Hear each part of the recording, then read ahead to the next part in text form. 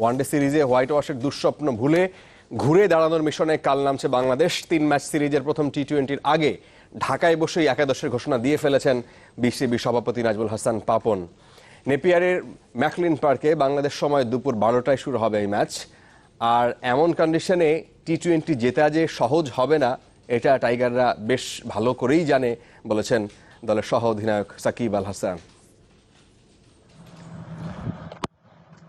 নেপিয়ারে New Zealand ছাড়াও আরেক প্রতিপক্ষের সাথে দেখা হয়ে গেল ম্যাচের আগের দিনই। বৃষ্টি বিরূপ আবহাওয়ায় এদিন অনুশীলনে ছেদ টাইগারদের। নেলসন ক্রাইস্টচার্চের মতো নেপিয়ারের মাঠটা গোলাকার নয়, স্কোয়ার বাউন্ডারি আরও ছোট। 2 শতাধিক রানও তাই নিরাপদ নয় এই মাঠে। ম্যাচ জেতার কাজটা যে খুব কঠিন হবে ভালোই জানা সহ অধিনায়ক সাকিব আল হাসানের। New Zealand is a very good T20 side. Overall, they have a very good bowling lineup and they have some very good batsmen who can win the game for the team. So we have to be our best to compete and win against them. One day সিরিজের senior খেলোয়াড়দের দায়িত্ব নিয়ে প্রশ্ন তুলেছিলেন coach Hathuru সিংহে। তবে কোচের সাথে দ্বিমত বিশ্বের অন্যতম সেরা অলরাউন্ডারের। সবার একটা রোল থাকে, সবাই যদি সবার রোলটা পালন করতে পারে আমার কাছে মনে হয় তখনই আমরা ভালো খেলি।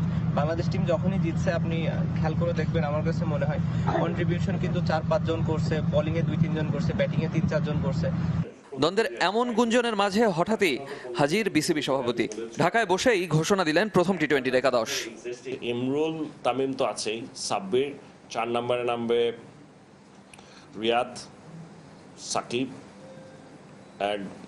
তারপরে আসছে সৌম্য, মোসাদ্দেক, নুরুল মানে wicket keeper. So Mustafiz and Mashrafe তো কনস্ট্যান্ট। And হয় রুবেল খেলবেন না তাসকিন খেলবেন, খুব সম্ভব চান্সেস আর ভেরি হাই যে আজকে রুবেল খেলবে। নিউজিল্যান্ডের বিপক্ষে টি-20 ফরম্যাটে বাংলাদেশের রেকর্ড সুখকর নয়। ব্ল্যাক ক্যাপদের এখনও হারাতে পারেনি টাইগাররা। ম্যাচ পূর্ব সংবাদ সম্মেলনে অভিষেকের অপেক্ষায় থাকা টম ব্রুস বললেন নিজের লক্ষ্যের কথা। আমি এই চ্যালেঞ্জ নিতে প্রস্তুত। আশা করছি আমি খেলবো এবং দলে স্থায়ী হব। ম্যাচটি নিয়ে বেশ রোমাঞ্চিত আমি। টি-20 সিরিজকে ওয়ানডেতে হোয়াইট ওয়াশের দুঃস্বপ্ন ঝেড়ে ঘুরে দাঁড়ানোর মঞ্চ বানাতে পারবে তো বাংলাদেশ? ইভান ইকরাম, চ্যানেল 24।